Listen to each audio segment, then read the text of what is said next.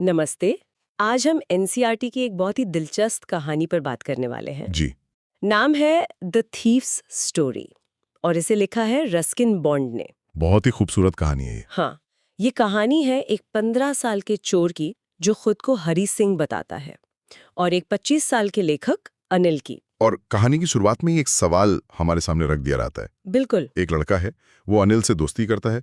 अनिल उस पर पूरा भरोसा करता है, उससे काम पर भी रख लेता है। तो सवाल ये है कि क्या वो लड़का उसका भरोसा तोड़ेगा। और आज की हमारे इस बातचीत का मिशन भी यही है, ये समझना कि भरोसा, इंसानियत और शिक्षा किसी की जिंदगी को कैसे बदल सकते हैं। बिल्कुल। हम कहानी के कैरेक्टर्स की साइकोलॉजी में गहरे उतरेंगे और देखेंगे कि ये इतनी सिंपल सी कहानी आखिर इतनी पावरफुल क्यों है। तो चलिए इसे अनपैक करते हैं। कहानी का जो नरेटर है हरी सिंह, जी। वो सिर्फ 15 साल का है, लेकिन चोरी करने में, जैसा वो खुद बताता है, experienced and Fairlie successful hand है। सही कहा। कोई नौसिखिया चोर नहीं है वो। उसकी मुलाकात अनिल से एक रेसलिंग मैच में होती है और हरी दोस्ती करने के लिए चापलूसी मतलब फ्लैटरी का सहारा लेता है।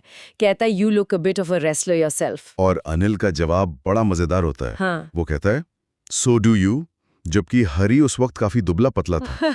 एग्जैक्टली। तो यहाँ ये बात फैसिनेटिंग है कि हरी का इरादा बिल्कुल साफ है। वो अनिल के सीधे साधे स्वभाव को देखकर उसे अपना अगला शिकार बनाने की सोचता है। और वो ये भी बताता है कि वो हर महीने अपना नाम बदलता है। हाँ, ताकि पुलिस और अपने पुराने मालिकों से बच सके।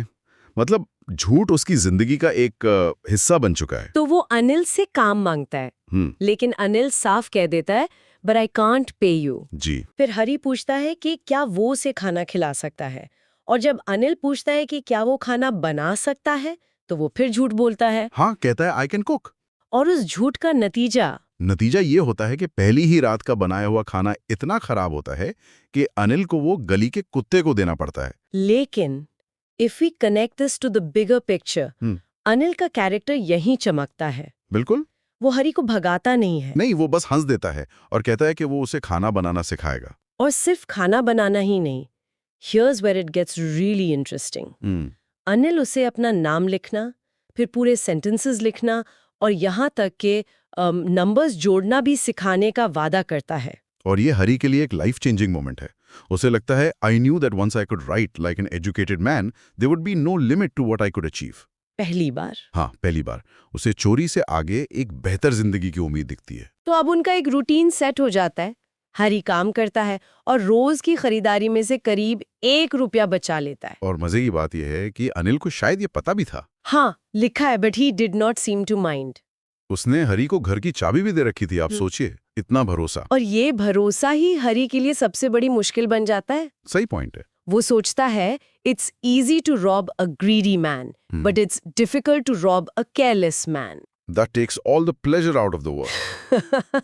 एक चोर के नजरिए से ये साइकोलॉजी कितनी गहरी है। बिल्कुल। अनिल उसकी जिंदगी में मिला सबसे ज्यादा भरोसा करने वाला इंसान था। फिर एक शाम अनिल एक पब्लिशर को किताब बेचकर नोटों का एक छोटा बंडल लेकर आता है। 600 रुपए। जी। हरी उसे वो पैसे मैट्रेस के नीचे रखते हुए देख लेता है। और अब हरी के मन में जो चोर है वो जाग जाता है। वो खुद को जस्टिफाई भी करता है। हाँ, वो सोचता है कि अगर उसने पैसे नहीं लिए तो अनिल इन्हें 200 पर उड़ा देगा, और वैसे भी वो उसे सैलरी तो देता नहीं है। तो चोरी वाली रात का जो सीन है वो बहुत पावरफुल है।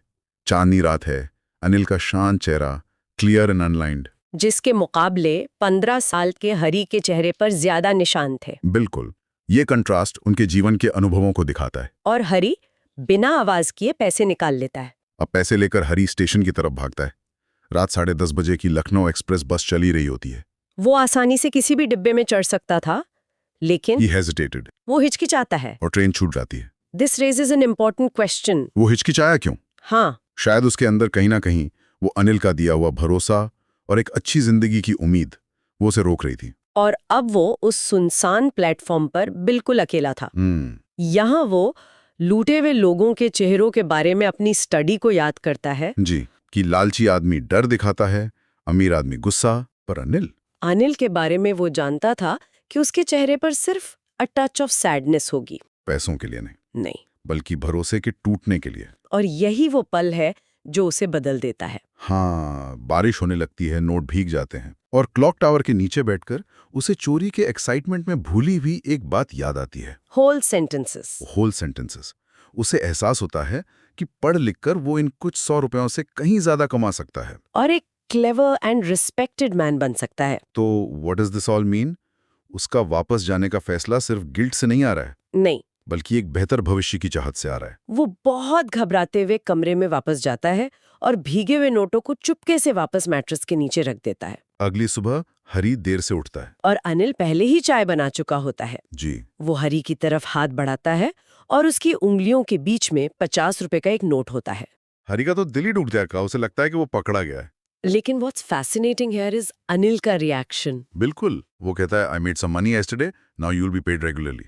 और जब हरी नोट लेता है तो वो देखता है कि नोट अभी भी रात की बारिश से गीला है। ही न्यू। अनिल सब जानता था, सब जानता था। पर उसने ना तो पुलिस को बुलाया, ना ही उसे डांटा, कुछ नहीं।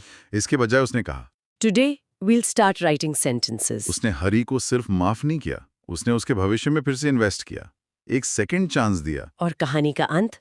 And the smile came by itself without any effort. ये हरी के असली मुस्कान थी, कोई बनावटी नहीं। नहीं, ये इस बात का सबूत था कि अनिल की अच्छाई और भरोसे ने वो कर दिखाया जो कोई सजा नहीं कर सकती थी। तो इस कहानी से हमने यही देखा कि कैसे भरोसा और शिक्षा किसी भी इंसान को बदलने की ताकत रखते हैं। अनिल ने हरी को पकड़वाने के बजाय उसे एक बेहतर इंसान बनने का मौका दिया। एनसीईआरटी की बुक में एक सवाल भी है इस पे हाँ, कि क्या अनिल और हरी सिंह जैसे लोग सिर्फ फिक्शन में होते हैं या असल जिंदगी में भी? सोचने वाली बात है। शायद एक स्ट्रगलिंग राइटर होने के नाते अनिल इंसानी स्वभाव को बेहतर समझता था। ये हो सकता है।